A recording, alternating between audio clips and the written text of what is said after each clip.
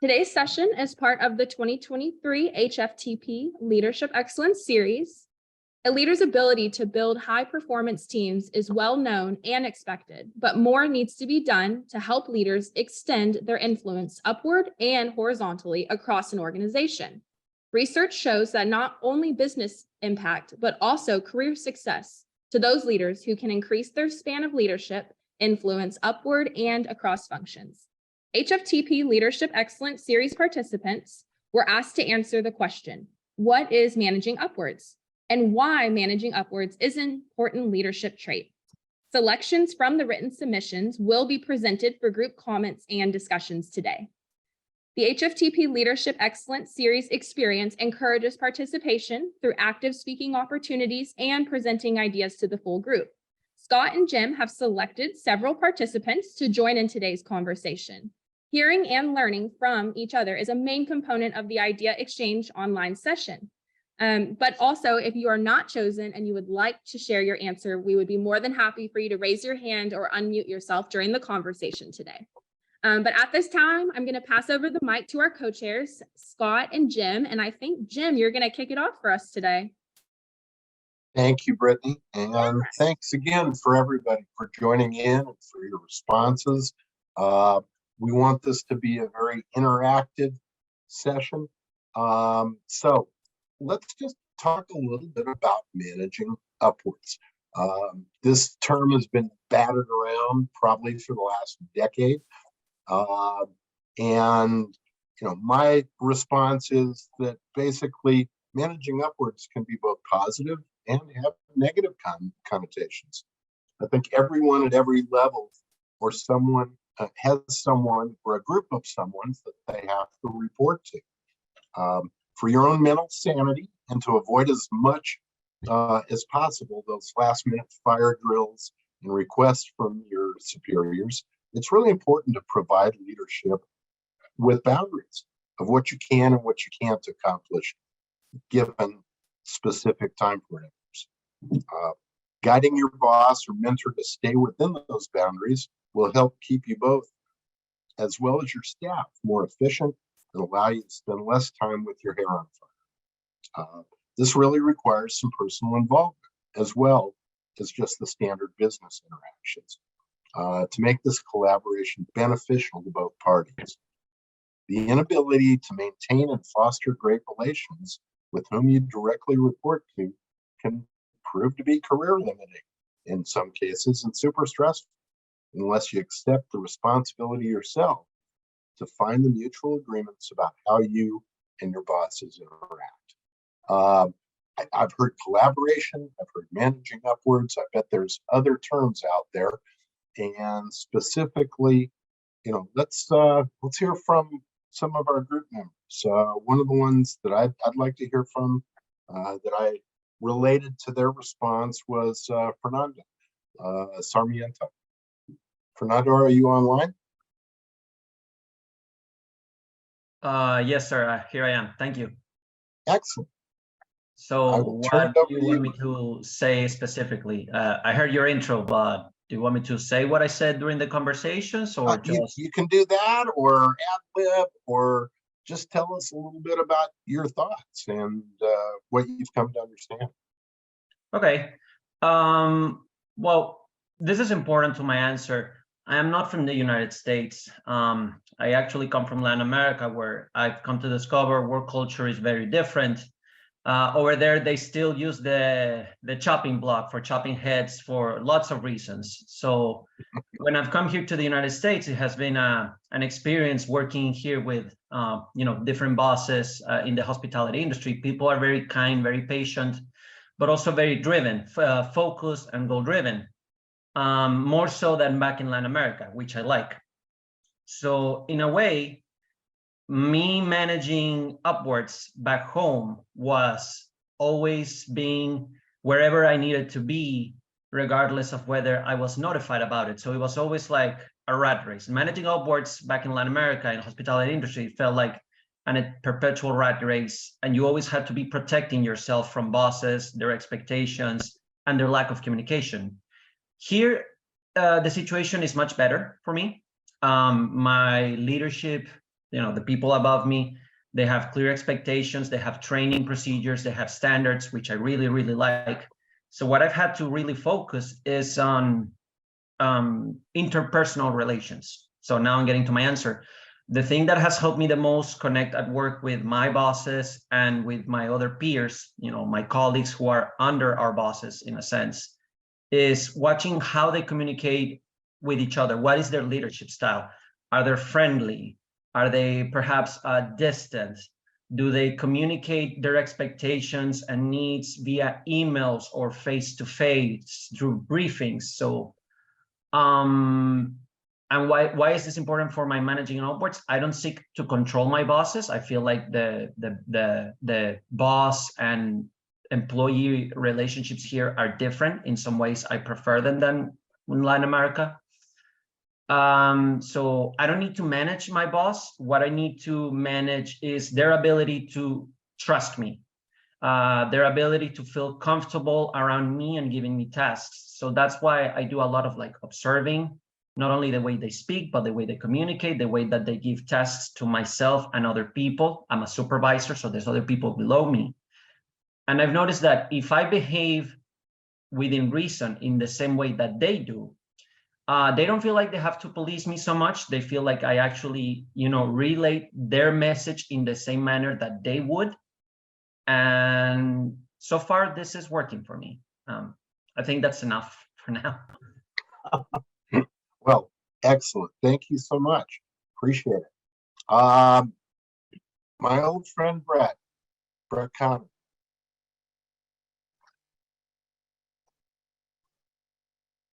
Hello. Hey, Brett. Hi, Brett. So, for me, managing upwards is all about building trust. And trust goes both ways.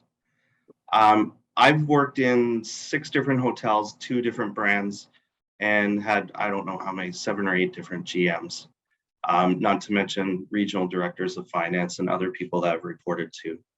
And every one of them is very different. And getting to know them and getting a working relationship with them to the point where they can trust me and I can trust them is absolutely critical in managing upwards for me. It helps me understand their expectations. It allows me to align my daily activities so that they are coincide with their priorities, what they want. And working in different hotels for different people, everybody seems to have a different priority. So it's kind of a juggling act at times. And it helps me to understand what they're looking for so I can support what their priorities are and how I can accomplish them. But at the same time, it gives me the freedom to do my day-to-day activities because they trust me.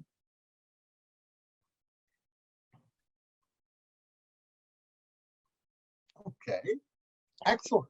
I'm gonna do a random shout out, Mr. Bill McIntyre.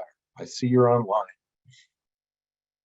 Talk to me a little bit about your experiences with managing upward. Well, I actually I like what Fernando said. It was very nice, and Brett said. But I got something else to add to it. I think from a management up standpoint, it is also very helpful that we're educating our superiors as well. Back 20, 30 years ago, it was you expected your manager to just did the job you did, so they knew exactly what you were doing every day, that you were dealing with the day-to-day things at all times. Nowadays, that's not always the case. People come in from different directions, from different industries, and they're now managing you, and they don't know exactly what you do. They don't know exactly from a day-to-day standpoint what you do. So managing upwards also includes, me helping out my manager and supporting that manager by letting them know and helping them in the industry or in certain instances, but giving them that support structure so they can be successful. Because if they're successful, that's how I get to be successful. That make sense? Well said, Bill. And yes, it especially since there's so many generations in the workplace right now, there are different approaches and different attitudes that bosses take with employees. And as such, sometimes we need to massage that relationship to put our bosses into a series of being able to have them trust us and tell us, what they need. And sometimes they don't know what we need, or we don't know what they need. So Right. we have to bridge that communication gap by reaching out and, like you said, educating them on, that month end for accountants is not the time to start a brand new project. Yeah.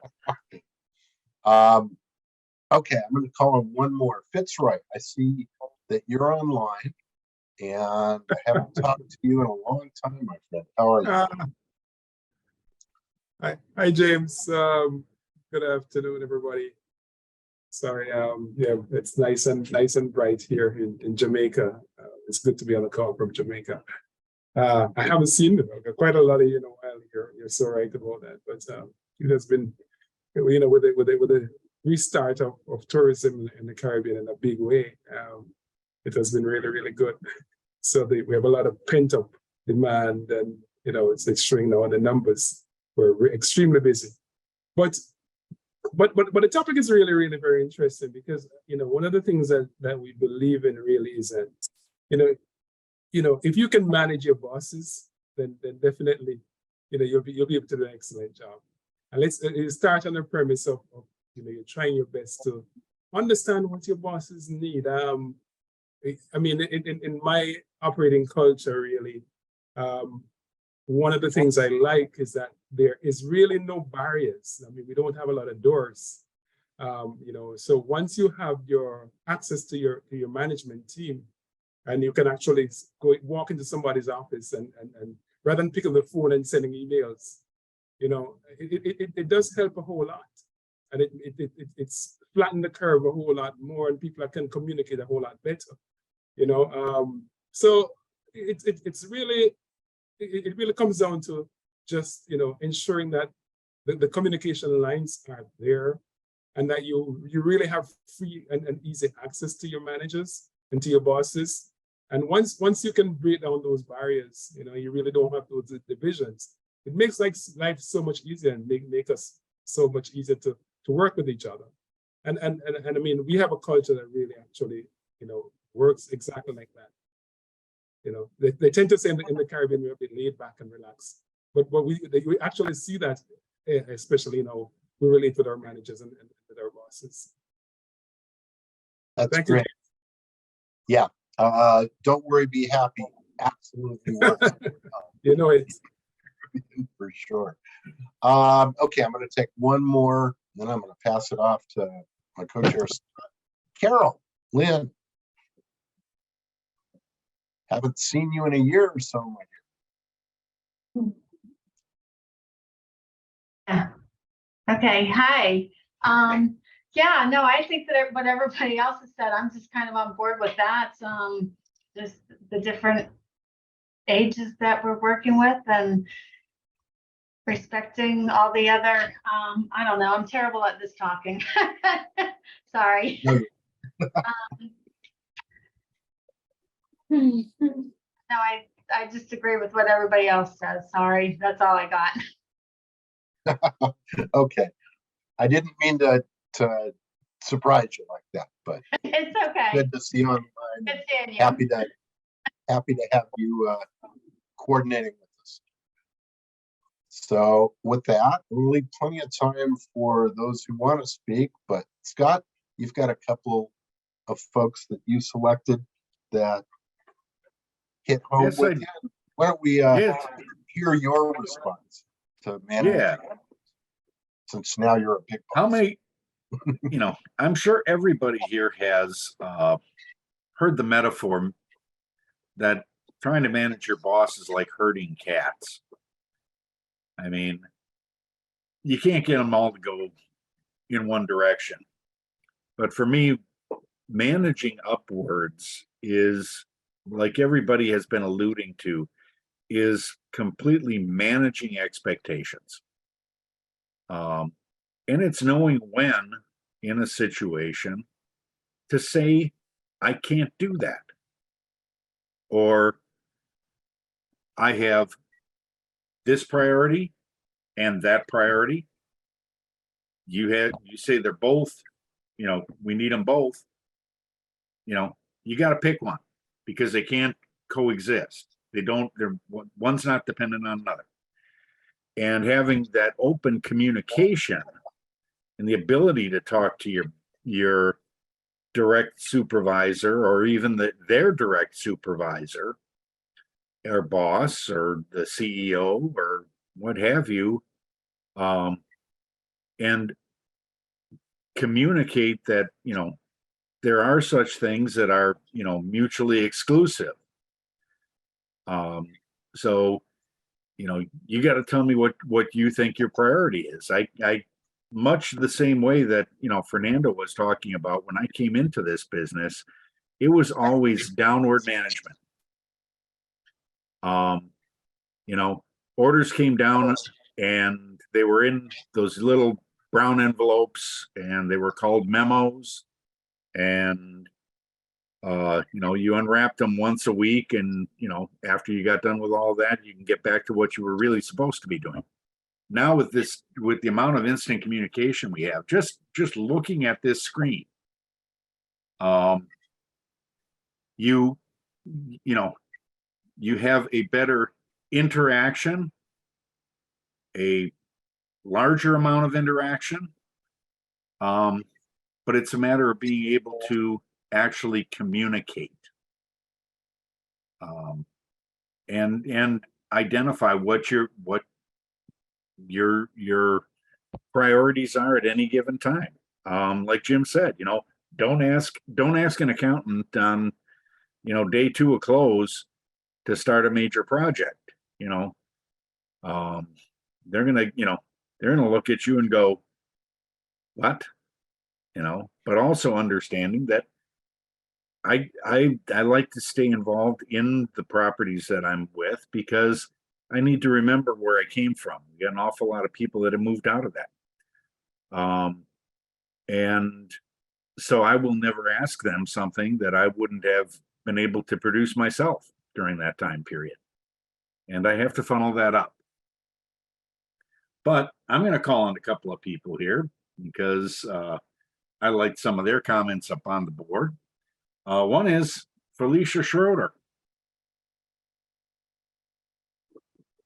And you're on mute, Felicia.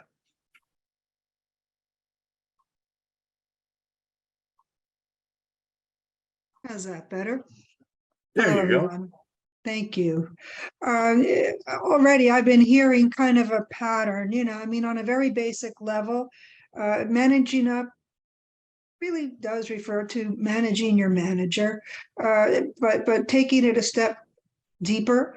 I think there's a proactive engagement involved where you really want to find out more. And in my case, I'm more of a consultant, and I've always dealt with properties, CFOs, controllers, GMs, but I'm on the tech side of the industry, and even prior, dealing with people like yourselves, whether it was finding people or finding tech. What do you want? Why do you want? What are we going to do? How's this going to work? In the process, I find it's best, especially now, our communication isn't all telephone. There's a lot of email. And I found with some clients, they communicate, it's 2 lines, period, end of story. And I will mirror that because they're not reading. So to get to the point quickly and get things done the way they would like. You need to know what's in it for them. It's great to say, hey, I've got a project to do. Well, what's going to, make this, what's going to make it better? What's going to make it comfortable? And by doing that, I'll go way back. I was dealing with a CFO at a hotel. At one point, I was trying to help them find a controller. That's when I was doing other work. You know, some of your properties, they're known for certain things, whether it's, well, some are F&B properties and others are not. This particular one, they were really good and their F&B ratio was major. So you needed a controller in that case. That it wasn't enough to know the P&L. You had to know the intangibles. Why might we add something that we ordinarily would not? Because it's going to bring you more F&B business, and that's what you're relying on. So it becomes a partnership. You know, by listening, by showing, by exchanging ideas. At the end of the day, we have a relationship, and it doesn't happen on that first phone call. It takes many phone calls and meetings and simply showing up and showing that you understand, and then delivering. There was someone who said managing up, there's also managing down. I totally agree with that. And I love what Scott had said before about being able to say no. It's so tempting when someone offers you what looks like just a plum of an opportunity. And deep down, you know, there's not more than 24 hours in the day. And I couldn't do it properly. So kudos to you, Scott, for being able to do that and setting your managers straight and making that work. So anyway, that's what I have. Great, Felicia. I'm gonna call on, is Eliza Burnell on here? I'm scrolling through the list here. There's another one I read some of her comments on there.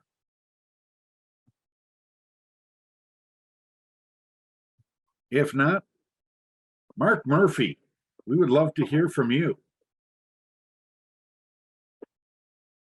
Yeah, hey everybody. So I think mine kind of was already similar to what a lot of people have said. I just mentioned a real world experience I've had with somebody who's still my mentor to this day.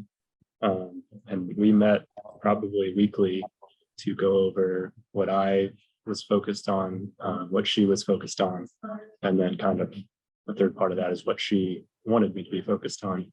But we really got to the point where I didn't have to, you know, I was already ahead of projects before she even mentioned them to me. And I already knew probably what she was working on that day. So I knew that she wouldn't probably be able to get as much done. And so we kind of just had this streamlined relationship. It was probably the best one I ever had, but going back to a couple of points made, it was constant communication and specifically face-to-face communication, although I'm sure it can be done not face-to-face. I'm sure there's other methods there. And then the only thing I've thought of as I heard everybody else talking is, you know, there's managing up, managing down, but I guess why not throw in managing sideways, which is kind of, you know, if you're a director of finance or a VP of finance or whatever role you are, talking to your peers because you can't get your job done without them effectively doing theirs. So, and sometimes that's for your boss as well. You know, your boss wants you to talk to the director of engineering, get his costs down,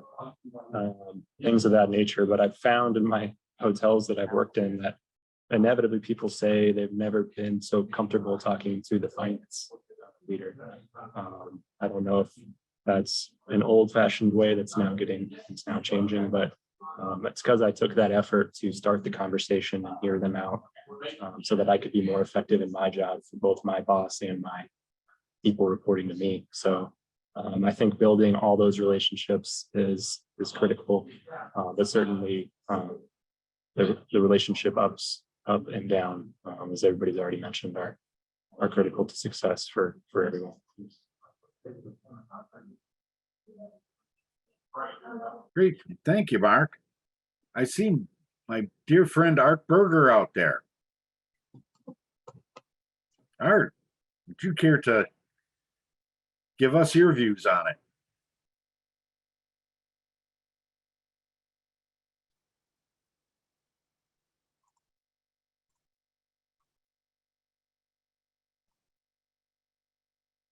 Yep, he's not connecting through. We can't hear you, Art. Yeah.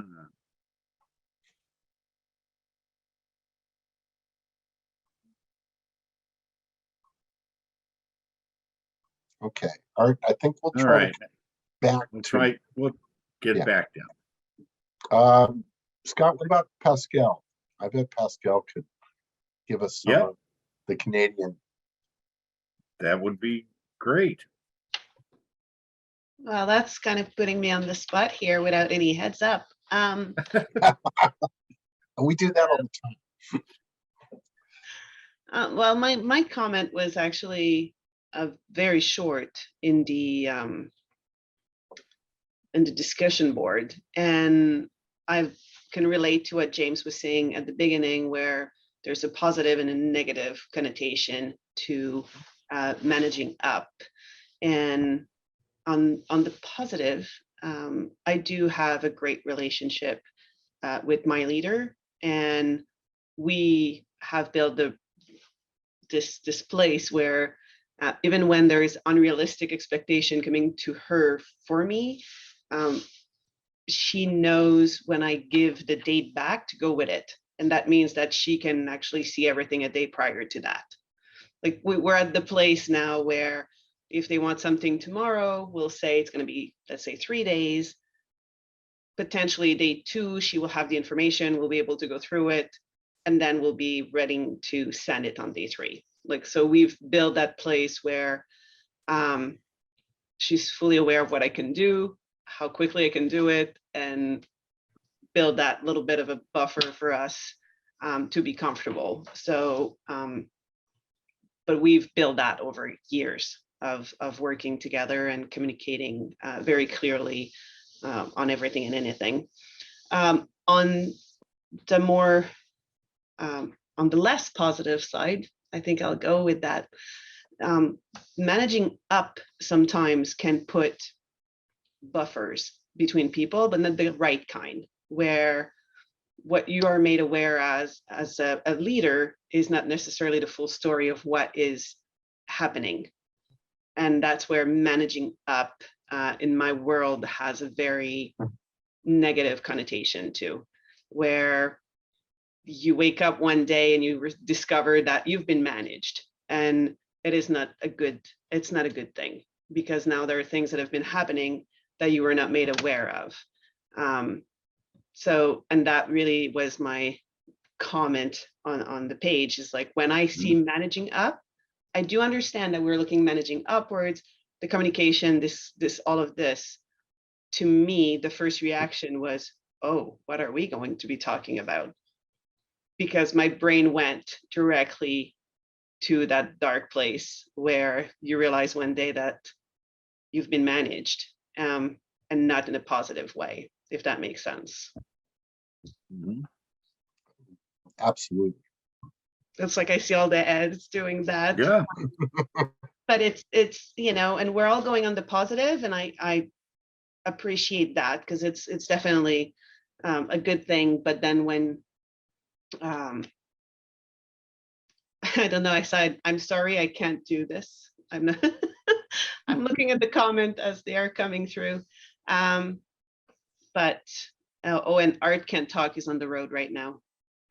That's why he was not answering earlier. So yes, that would be my take on managing upwards. Pascal, thank you. I see a raised hand from one of my friends here, Troy Poland. Oh, hi, Scott.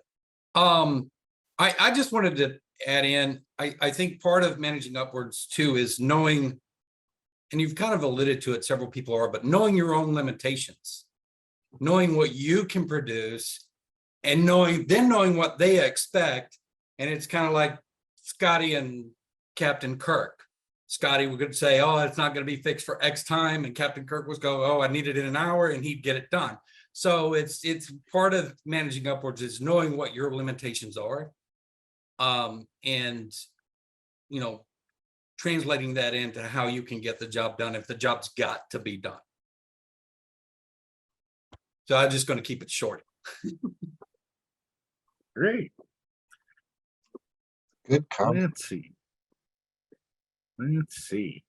Does anyone have anything to add that's been said that maybe they disagree with, or an example they have, or something they agree with or want to bring back up? I'm just curious.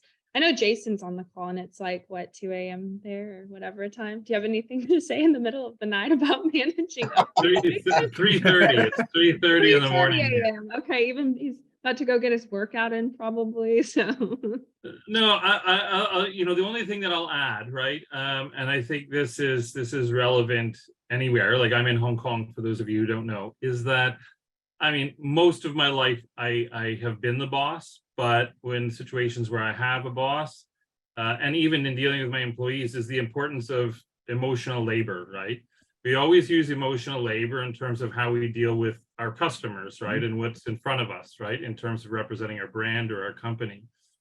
But, keeping our cool, managing our emotions, making us pleasant people to work with, right? I think is also very important. It can be very taxing and we have to take care of ourselves too. But, sometimes I can remember saying sometimes if I walked into my hotel, I said, even if the front desk person wasn't the best employee, but they smiled and said good morning, I said, I'd rather have them than a good employee who was miserable, right? So I think that, yeah, just the importance of beyond competency of just people who are willing to invest that emotional labor. I think that it closely intertwines with managing upwards and managing that relationship. John has his hand up. John, do you want to speak towards that or something else? We were actually going to call on you, John. Yeah. Good afternoon, everybody, and James, it's great seeing you again. It's been a while. And I'm sorry that I missed some of the introductory comments, but as you were all talking and making some great points about leading upwards, it kind of reminded me of a few things. Particularly the managing up comments. The communication is so important, and it's got to be constant and regular, and you've got to first be able to build trust with those people that that you're working with. Due to my age and experience, I would say substantially older than the people that I report to.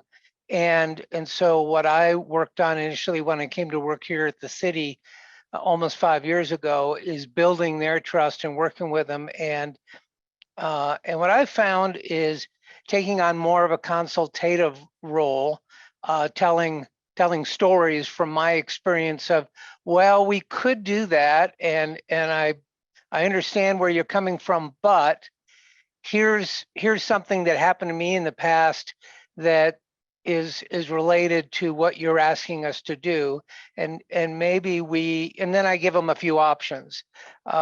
So it's always good taking that kind of consultative approach, and particularly being humble about it, and using humor whenever you can. And I do that pretty regularly. As a hobby, I grab jokes off the computer, clean ones, and sometimes I'll print them out and tell them a few times, and then you've got them memorized. And so if you can use them in your communication and taking that consultative approach, I found that really works for me. So anyway, that's what I had to say about that. Excellent. That's great. Tessa, I see. you've got your hand up. One of our newer members. Yeah, absolutely. Everybody hear me okay? Mm-hmm.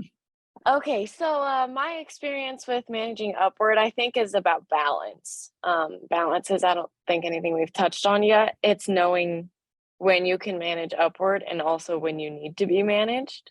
And that, as John just put, comes with humility. I'm new in my career. I'm about 3 years into my career post-grad, and I have someone under me and someone above me. And so it's important for me to understand when I do need to do the managing upward, but also when I just need to be humble enough to listen and learn as much as I can. So that's my sense. Mhm. Great comments for sure. Yeah, Okay. let's see. Maria has, she has her hand up. Maria, She sure does. Welcome, Maria. Hello. Yeah, I've had a ton of different people to manage up and manage down and manage sideways, and I've actually just recently switched from one industry that I was in 25 years to another industry, both hospitality, but definitely different types of management styles, much bigger company. And what I've noticed is the art of brag, the art of showing your metrics, showing what you've done, showing them about your team. So I'm constantly filled with the key performance indicators of my team and the metrics of what we're working on. I always have something ready to show when I'm talking to any of the leadership in my company. They want to talk about something, I'm ready to brag about my team. I'm ready to brag about our accomplishments. One of the things that I do is I have many, many disciplines, but one of them is QC. And I always tell them a failure in the lab is a success out in live production. And so I'll always have my latest failure to brag to my boss about. I always have it locked and loaded. It's kind of like the joke that that was being talked about. You know, it's always something in my back pocket. And one other thing that I like to do is I like to steal, a lot of the team is remote. So we'll have one-on-ones that are actually scheduled. So I like to steal my one-on-one every so often to bring in someone who works for me to present to my boss or my boss's boss what they're working on. So I take that opportunity to really showcase my team and showcase what's going on. Outstanding. outstanding, great. I'm gonna call out a couple of people here. How about Claire?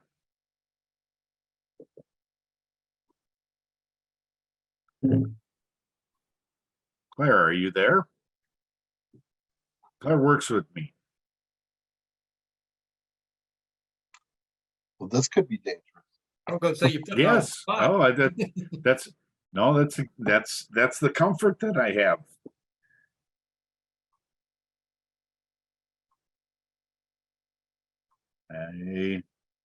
Claire may just be listening. I think she probably is. What about Lyndon? Lyndon Poland? Are Hi, you there? everyone. I'm here. I think one thing that that comes to mind about managing up is, and I think it's been said already, is a lot about just managing expectations and setting clear expectations. I think that's one thing that how I've kind of approached managing up is knowing is clearly communicating where I'm at to be able to manage expectations appropriately. So if my leader comes to me and says that, you know, we have this list of 5 priorities, all of which need to be done by the end of this week, let's say, I think it's having the conversation and understanding realistically how long it will take to complete everything that's on that list, and possibly saying, you know, what are the top priorities here? What should get done first? Because as easy as this list of 5 things may seem, some of them are going to take more time because there's a lot of detail involved, or this is a bit messier than we think that it looks initially, and it's going to take some further digging. And so I think managing up is a lot about it's having a clear stream of communication with the individual above me, and also clearly setting expectations, and I guess advocating for myself in some ways. I've learned that's important, and that managers can have expectations as they should, but I think it's also about helping align those expectations and being able to have a professional relationship or a really strong professional relationship on some things, for there to be a bit of negotiation and meet in the middle if there has to be, if there's sometimes unrealistic expectations. Well said. Well said. Well said. Yeah. Kelsey. Oh gosh, I was just sitting here thinking, I hope he doesn't call on me. But you knew I was going to, Kelsey. I know, I was just going down the list. I'm actually going to piggyback off of the person that was just speaking, and I think communication is key. I've been in a couple different roles where I've had people way above me that I've been in meetings with and constant communication with. And something I was telling some of my coworkers a couple of weeks ago was like, we're all just people, whether it's someone that's above you or below you, as long as you pretty much treat them the same and just respect them and have that open communication, that's all you can do. You can't be scared of them just because they are above you. You respect them for the experience that they have, and you respect them, and definitely lean on the guidance that they definitely can provide you. So see, I didn't cop out and say that my mic wasn't working. I stood up. No, we've tried that. Excellent comments. Thanks, Kelsey. How about Grant Terada? Good afternoon from Oklahoma. How are you guys? Good. So I haven't raised my hand or said anything because the points that are being made are all really good and they are really relevant. And there's, as I noted up here, this subject has so many facets that if you ask however many of us are on this call, we're all going to have a slightly similar answer and possibly a slightly different answer. For me, the managing upward, and I was one of the ones that wrote that managing upward and managing sidewards and managing downward is all the same thing, really. It's really one, to me at least, it's establishing a trust relationship that, we understand the expectations. So that's been mentioned like 700 times today already, which is, it's absolutely true. So, I mean, it should be mentioned. The establishment of expectations, right? And the consistent establishment, because what's difficult in establishing that relationship of trust is if there's inconsistent behavior out of any party in that relationship, because then it becomes difficult to predict behaviors. And when we can't predict behaviors, then we can't manage the situation or the relationship properly. So I think that, a lot of times we are made to take these personality profile tests, and we find out that, hey, I'm 33% yellow and 42% red and whatever else, right? But what really matters is, now that we know your style, and then they'll tell you this in these trainings, right? Now that you know your style, you have to understand other people's style. We don't give this so you understand your style, you know who you are generally. It's more about revelations about other people's style so that you can flex your style. And we heard that like right in 2005 through 2012 period of emotional intelligence and flex your style and all that great stuff, which is still true today. But by taking out, I think mostly taking out the ego, your own ego, then you can start to flex to other people's styles, right? I mean, for me, I feel like in the last, especially 10 years, I went from being, frustrated at times to being really okay with things. And it comes down kind of to the serenity prayer and understanding what you can change and what you can't change. And also that other part of, that's adage that people blow off these days, but life really is about 90% of how you react and only 10% of what actually happens to you, right? So to me, having a focus on, first of all, understanding yourself and your needs, and then being able to understand what someone else needs, then you can find that place in the middle. It's almost like a mediation or a negotiation that's unsaid. And at the end of the day, the best ones are when everyone wins. But not everyone's going to win every time, and not everyone's going to lose every time. Because when that happens, then it becomes this negative relationship that we're talking about, where there is no trust and egos are battling, and then we can't manage anything. We can't manage the situation. We can't move forward, and we're stymied. And that's where the major frustration takes place, because we don't really understand. And like, you know, like how many times are we like, I just don't get that guy, or I just don't get what she's talking about. And you know, other people in the room are in clear understanding of what the expectations are, or how to be successful, but we can't be successful ourselves because we can't reflect necessarily in ourselves, because maybe there's too much of our own ego standing in the way of that. So to me, it's like tear down the ego, just understand what I can control and understand what I can't control, and then let's move forward from there to get toward where we need to go. Because you know, trying to knock down windmills does not necessarily work anymore. There's no purpose to something that has no purpose. So that's kind of where I stand on this. It's more philosophical than anything else.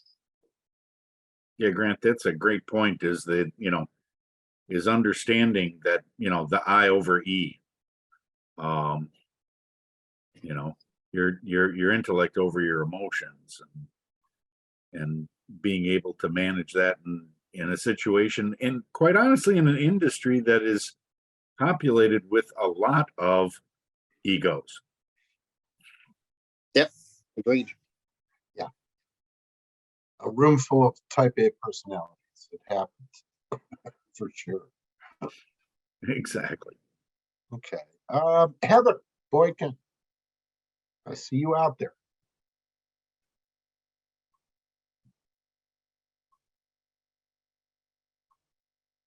Are you willing to share a little bit with us?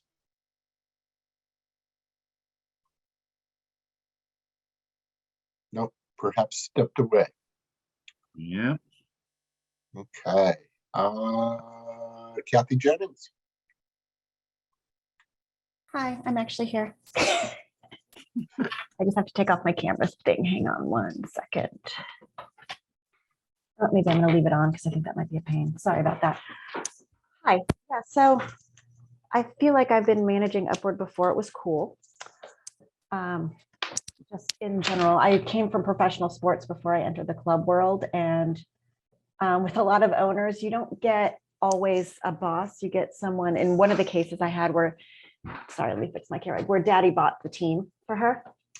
So I've been managing up for a long time, and it's a delicate balance because you want to maintain respect and you want to maintain, hey, this is your money, this is your thing, but here's what I think, or here's what I know, or here's what I've experienced. So it takes a lot of EQ, I think, as well as IQ to have those conversations in a way that are productive, and because you don't want to be insulting, you don't want to be like, hey, I know more than you, even though you're the boss.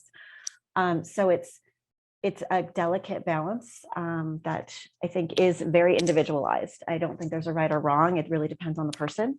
So whoever was talking about, you know, knowing their style, that's the first thing I do when I walk into a new job or get a new boss is I don't say a word until I figure out how they like to be communicated with, what the best approach is to get information to or from them. And then I can, you know, start doing my thing. But I do think that it's a very delicate balance. I don't know if there's anything else I want to say, but yeah. No, it's a good point. I mean, I heard somebody recently in one of my meetings say, he who has the coin calls the tune. So that's true. You got to understand what they're looking for. Okay. So I think we're going to open it up to anyone else who wants some final thoughts. I think there's been some amazing conversation here, and I think hopefully we've all got a takeaway as it relates to managing ourselves, managing our EQ, IQ, our boss, their communication style, and you know, hopefully be able to pass on some of this knowledge in your day-to-day work life. Does anyone have any last comments, words, suggestions? Life Uh, stories to share? yeah, Yeah. this is Grant again. Sorry. I really wanted to, in my career, and for better or worse, I've been in this for like 27 years or something.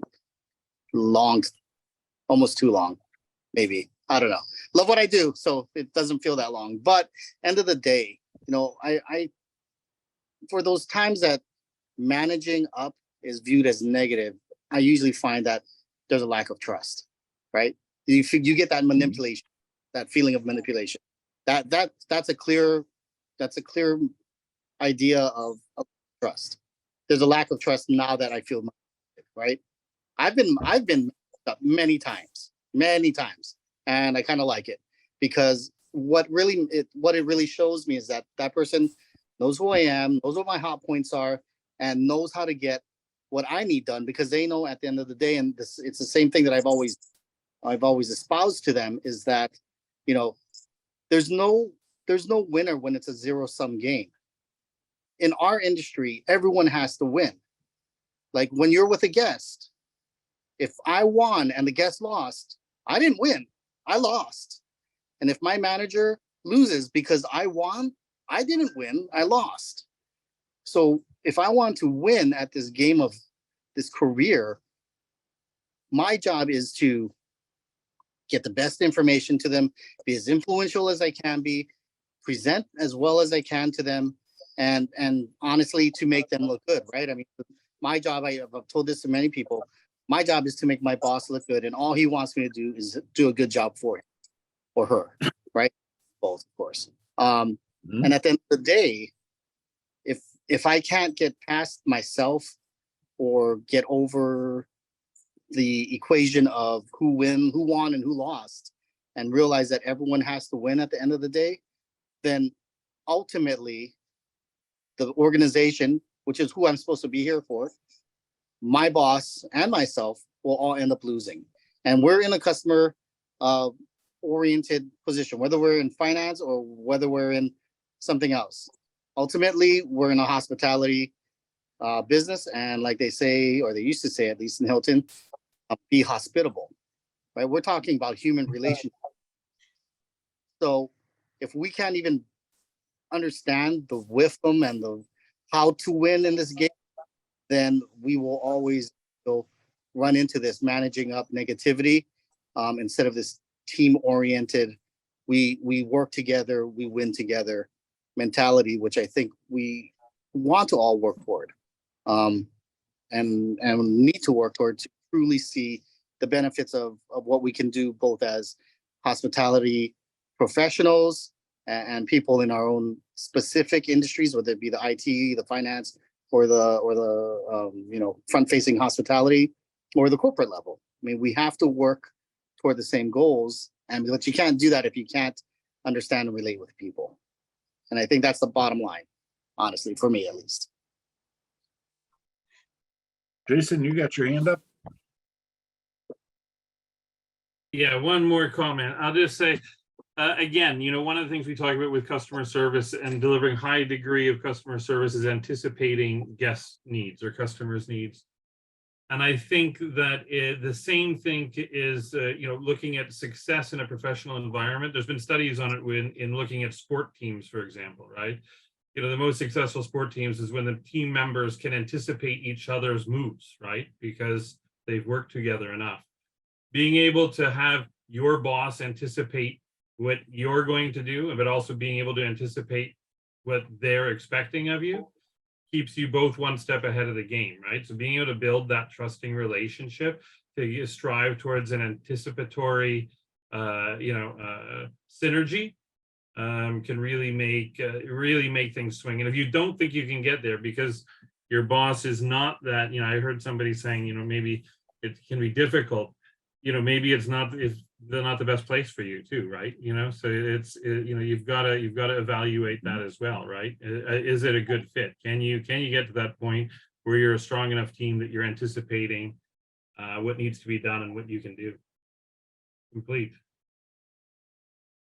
Well said. Definitely. Thanks, A lot of Brittany? great comments. Yes. I know, right to the hour, but thank y'all so much for attending today and all the wonderful suggestions and comments and conversations we were able to have. A few things to note quickly. The recording will be available. Barbara is going to send out CPE emails tomorrow, and it'll be from her email, not from Zoom. So look for those, but not until tomorrow. If you have any questions about your attendance so far for the LES program, you can email me if you need to make up months. Let me know. We want y'all to pass. We want y'all to be at our end of the year celebration. So please let me know if you have any questions about that. And then finally, our May session will be the book club. I believe Barbara posted the link in the chat. We will also post it in the community, and I'll send out an email as well. It is on Amazon and super easy to not only read, but purchase, and something different. So we're looking forward to it. We'll give you more information as it gets closer to our May session. But until then, everyone have a great day. And again, email me if you have any questions about any of your attendance. So with that, thank y'all so much for coming today. Thank you all.